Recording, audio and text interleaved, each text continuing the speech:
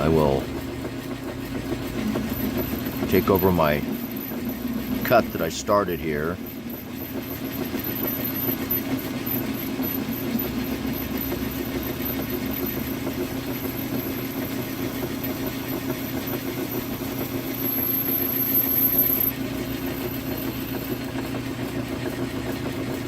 Take another little bit right here.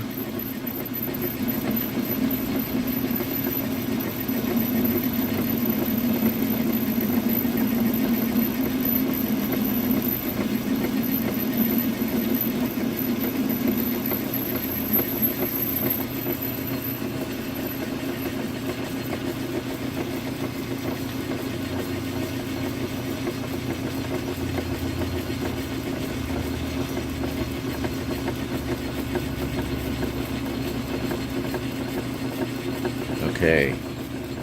Alright, so basically take like 10,000ths off at a time. At least with the last cutter that I was using, it seemed to work okay.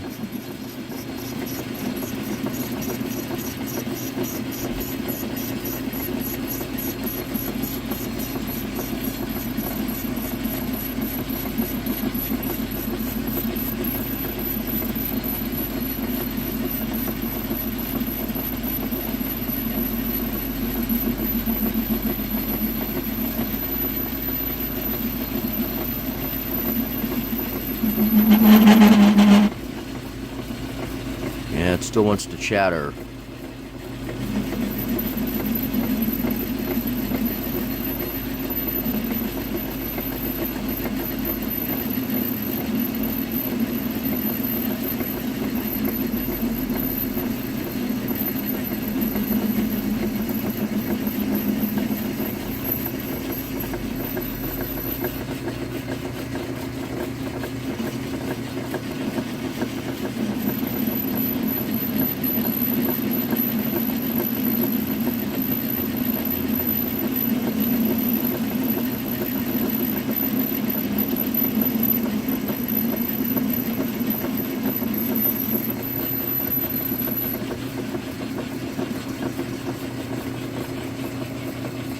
Well, there you go, guys. It's just rinse and repeat, as Lipton would say, over and over and over until I get the depth cut out of there. So I will bring you back when I get there. Okay, so stay tuned. Okay, everyone, Razor here again. I tried moving my camera, so this looks like a pretty good shot right here. I'm just trying to stabilize everything so it's not shaking, which hopefully it's not right now. So anyway, I'm down to just about my depth that I need. Let me shut this off. As you guys can see, hopefully you can see. Let me see if I can zoom this out here a little bit. There you go. Wow, that's pretty good. So you can see how much I have left right here. It's maybe about, I don't know, 10, 15 thousandths maybe. And I will be down to basically the depth of my hole that I drilled, my pre-drilled hole. And so I have a way of dialing this in to the proper depth, which I'll show you in a couple minutes here. But let me see if I can make this cut with this thing zoomed out like it is.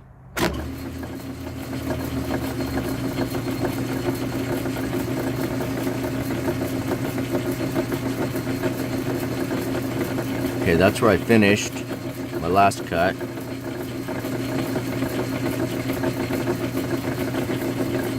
So this should be it right here.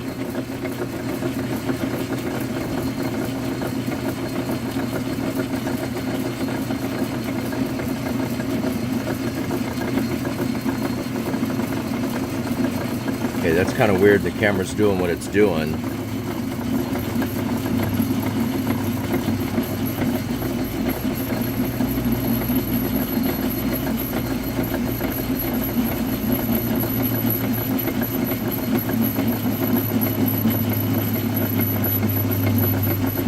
like I said, guys, I'm just kind of playing today.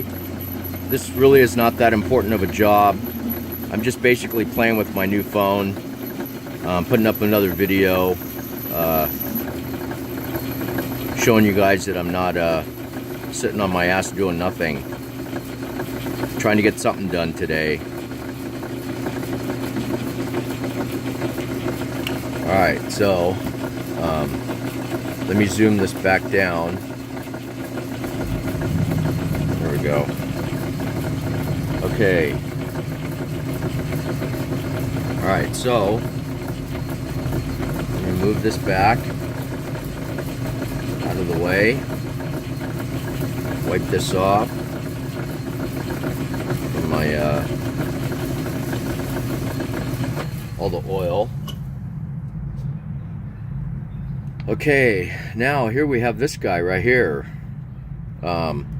I've had this for a while and it didn't work very well. It's very, very sticky, and I don't know anything about gauges, but I took this thing apart just as far as taking the back off of it, and I squirted oil everywhere on the inside of this thing, and slowly but surely it just started freeing itself up. This thing came this way. It was mounted in this housing thing right here, and it had like a goop of some sort that they squirted in there that hardened. I guess it's to stabilize the gauge or whatever inside the housing. And they have another couple of holes. There's a hole down here that they did the same thing to, and I think that's it. So anyway, the depth of this was too much for the gauge to read. So I put this shim on here, if you will, this 1/4 inch by 3/8 or 1/2 inch maybe. I think that's 1/4 by 1/2 on here. And I went ahead and drilled and tapped it into the existing holes into the housing. And I screwed this thing on there and made this thing. So it works like a charm. So now what I do is I stick this in here and I start at 0. So basically it's supposed to be 200 thousandths deep. So there's 1, and then it come around. Okay, so there's 2. Okay, so this tells me right now that I am, yeah, you guys can see that, barely. I'm 29 thousandths too deep. So it's supposed to set at 0, where I've got this thing clocked. So that means that I have to take more out of here. And if I happen to go too deep here, then I just take the difference off right here on this edge, because I have enough room to make my adjustments here before I hit my jaw. So anyway, that's how I dial these things in. So that being said, I have to make my hole just a touch bigger. So I'm going to go ahead and move things out of the way here. Ah, shit. I see that my my camera mount, so forth, just might be in the way.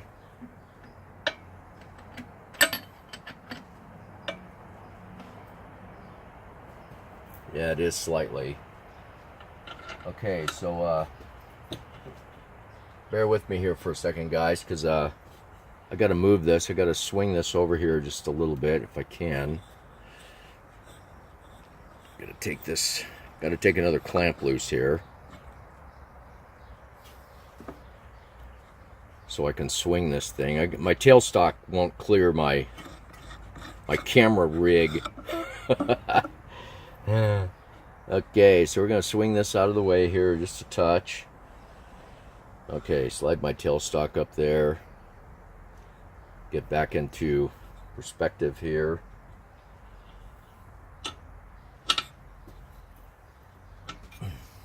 You guys will get a kick out of how I have this thing mounted up here. Yeah, I know you guys are saying, well, show us, show us.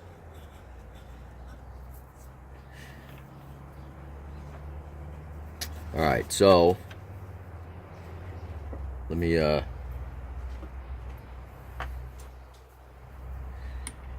have a 4-flute end mill I'm going to put in here.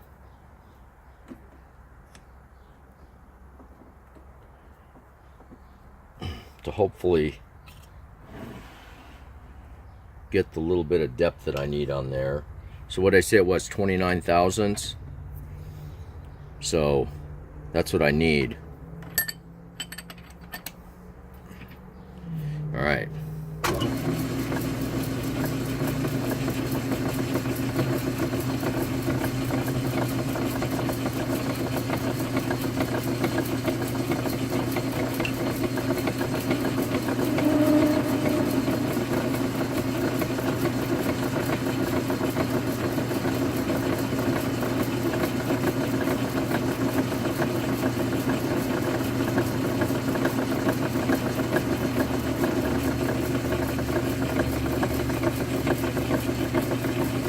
That might just be enough right there, but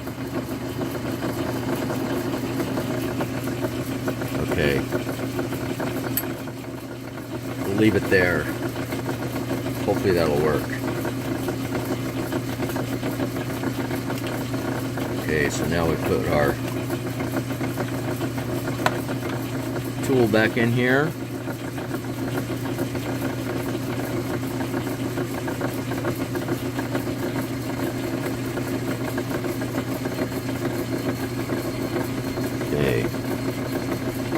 Alright, so we'll start with removing that little tit right there.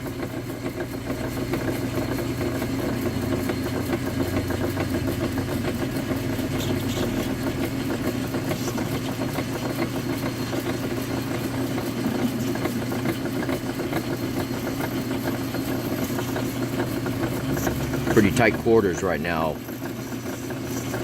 from where the camera's sitting.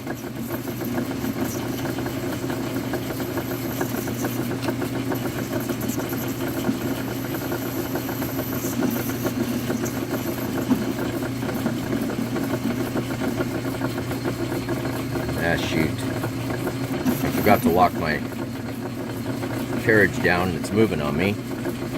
Dadgummit.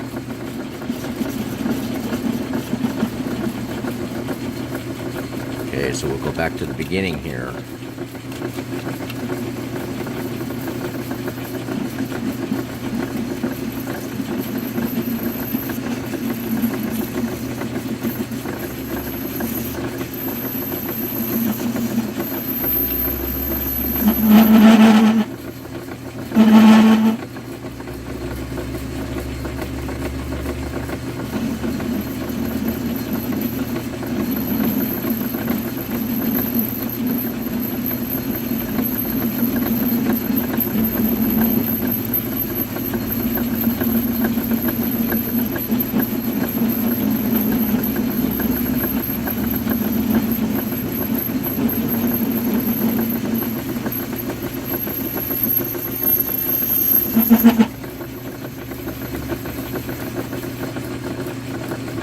Okay, go back and take this little bit out right here.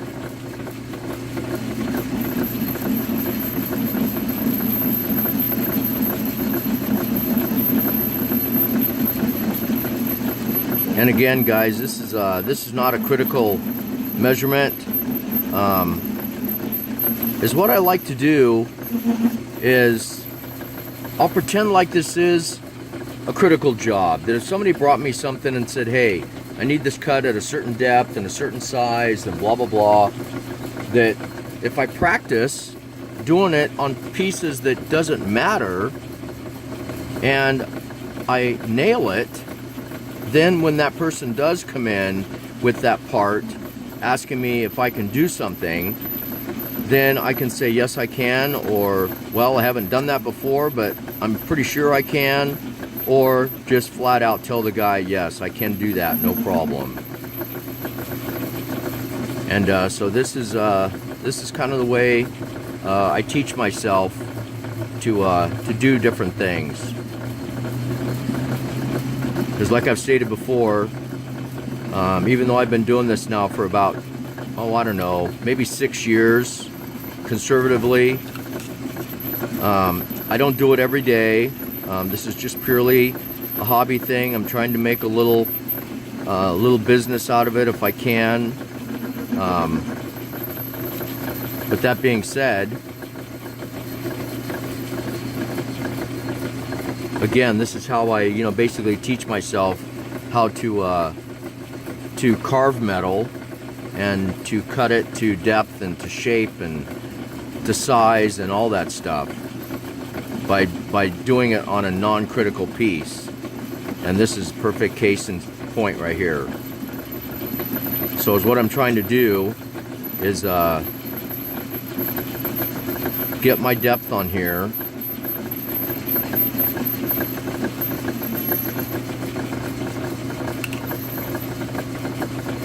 and measure things. So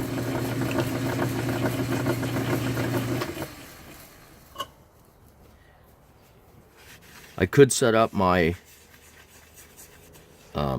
my arm that I have established, that I have set to the outside of my carriage, that tells me exactly what my depth of cut would be on my indicator. You guys can't see it in this shot right now, but I've showed it before. I have a little sliding arm here on the outside of my carriage that is held in with a couple Allen screws and some blocks, some half round cut blocks, and I can slide that down and engage my indicator, and I can cut this thing to gnat's ass. But in order to do that, I have to move a couple other things that are already set, kind of preliminarily set, in order for me to do different operations that I'm having to do to accomplish this thing. So I choose not to use it. That's what I'm trying to say. And by using my little gauge here, by using this thing,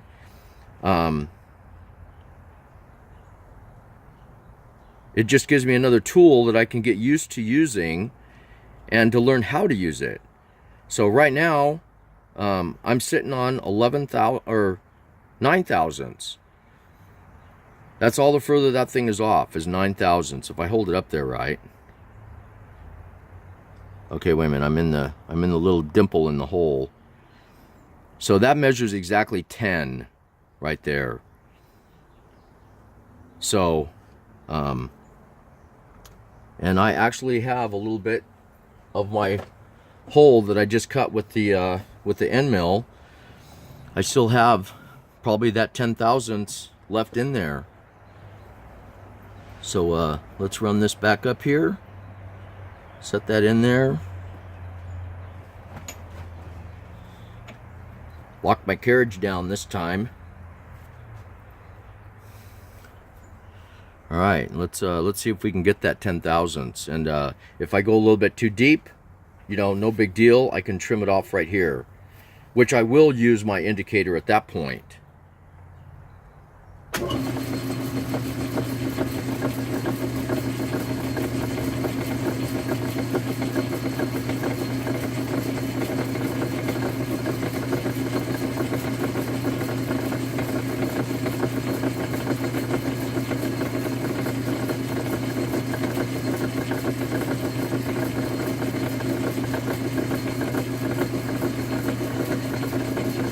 Okay, there we go, right there.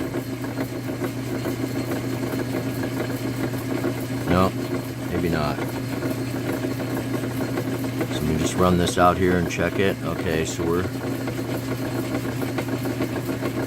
I need to move my compound in a little bit. And there we go, right there.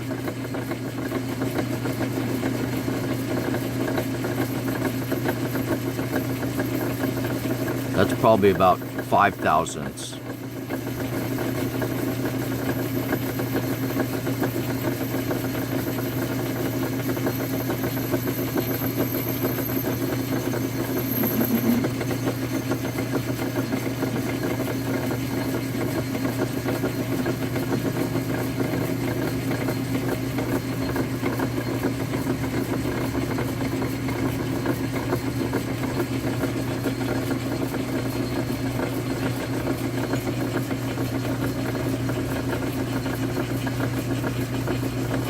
Okay.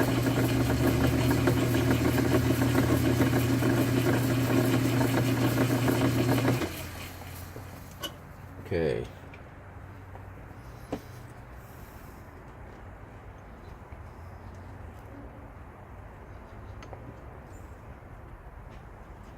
Wow. Okay, I hardly took off anything, according to this. So I'm still at 10 thousandths.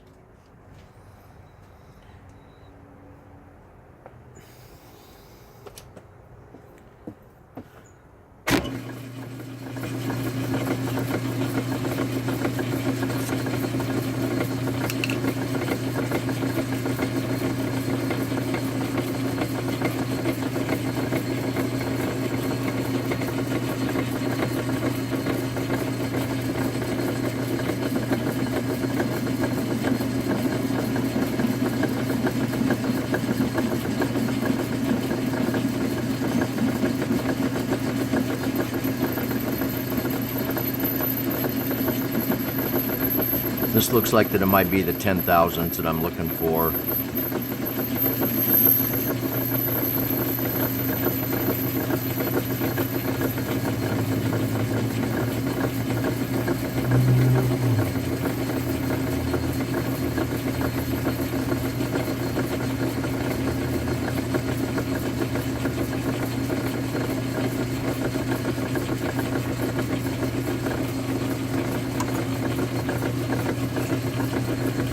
This is what I'm ultimately trying to do, is to not leave a dimple in there.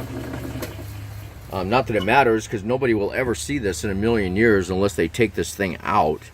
Because this whole inside is completely hidden. It's buried inside the tube. But again, with me practicing, you know, using my tools, learning how to use the tools, this is what this is all about, basically. So that whole thing took off a whole 3 thousandths off of there. So, wow. It looks like it's more than that when it's peeling off.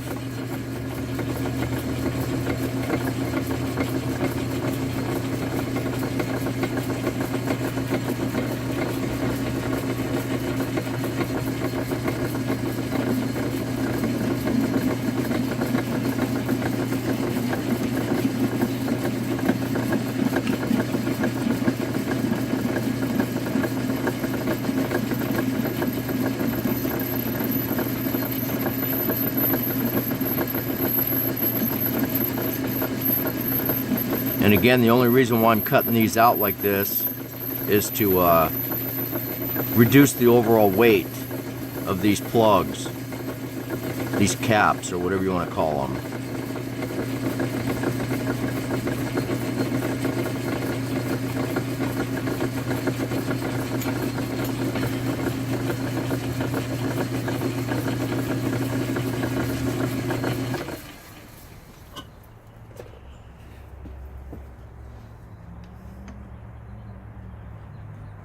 Okay, well, we're got 3 thousandths to go.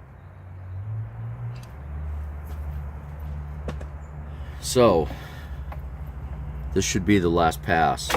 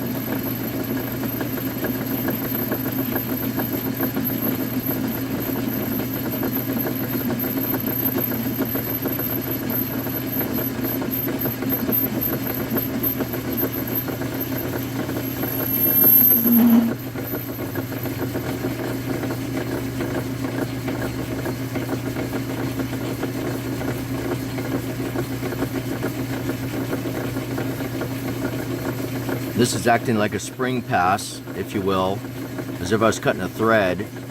As you can see, it's still peeling off just a tiny shaving. And look at that finish. That's pretty damn good. This tool cutter is working better than the other one that I had set up. So I don't know if it's a different profile or different angle, or I don't think it's sharper than the other one, because I dressed the other one and it was like a razor blade too. But it didn't leave a finish on this stuff like this one is. And for what it's worth, this stuff is just regular A36 structural steel. It's just solid hot roll bar is what it is. And I believe the designation on that stuff is just A36, which is common run-of-the-mill structural iron. But look at that, man. That is fucking beautiful. Excuse my language, but that thing is beautiful. And look at that. You guys see that? I'm half thousandths, according to this this gauge right here.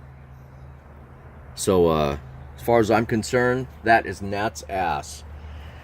So that's kind of what I'm trying to do here. Teach myself to try to reach a dimension, you know, depth of cut, whatever.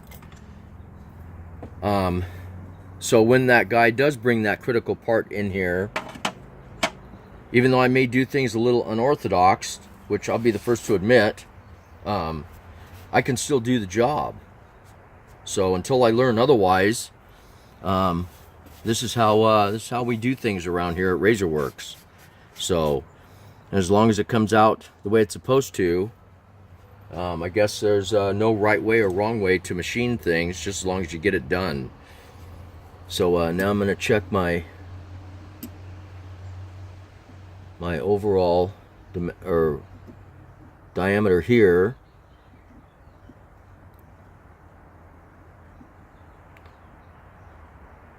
Okay, so it's funny because I have a slight taper on this hole, because each time I come over, I don't reach the actual same dimension to the very outside of this thing. So you can almost see like there's steps in there.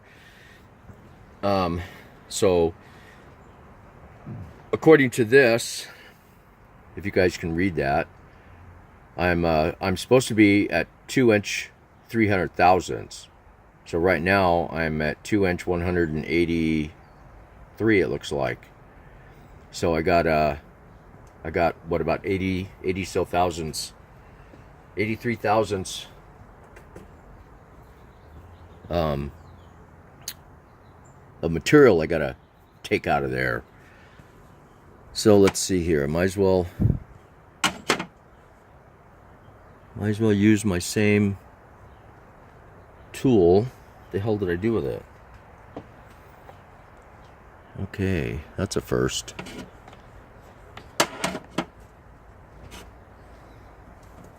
Oh, Jesus. Right here. Right here in front of me. If it was a snake, I'd have been dead. Okay, so let's see if this one works better than the other one that I was using. So run this back out here to the edge. And again, my depth should be set already.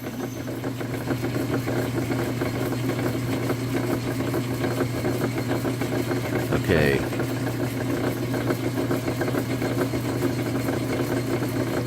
Alright, so I'll just start off on the inside here.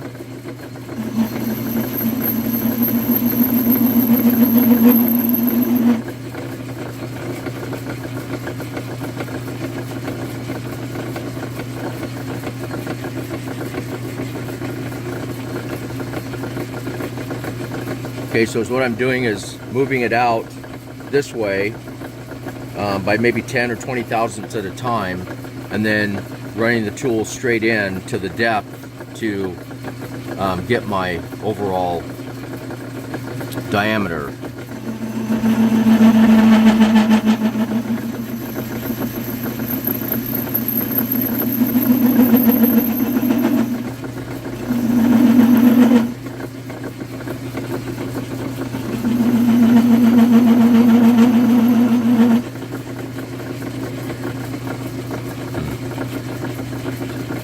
think I might have to turn this thing just a little bit here. Just increase my angle a little bit.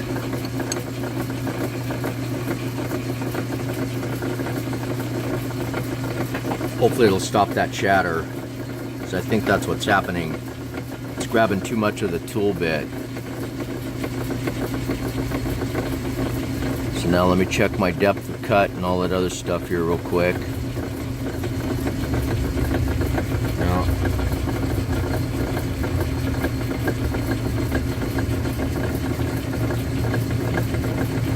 let's see here.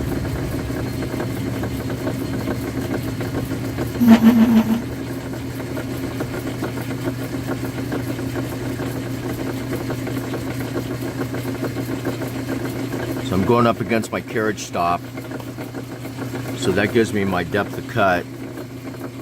Then I'll push my compound in.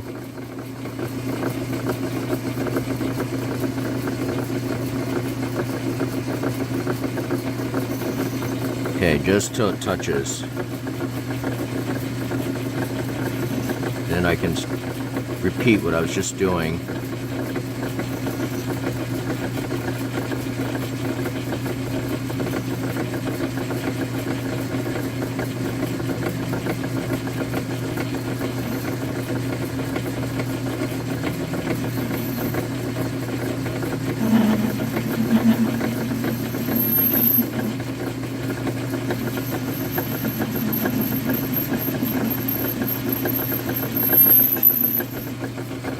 Yeah, that seems to be working without chattering.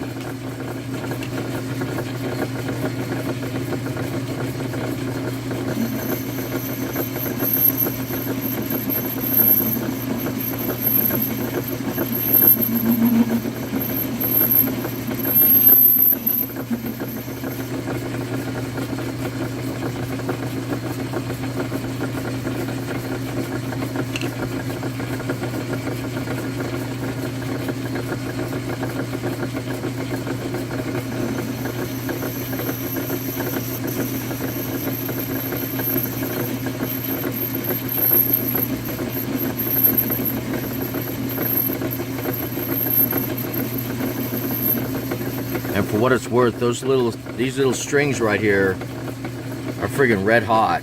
Well, maybe not red hot, but they're friggin' hot. So what I do is I just go in,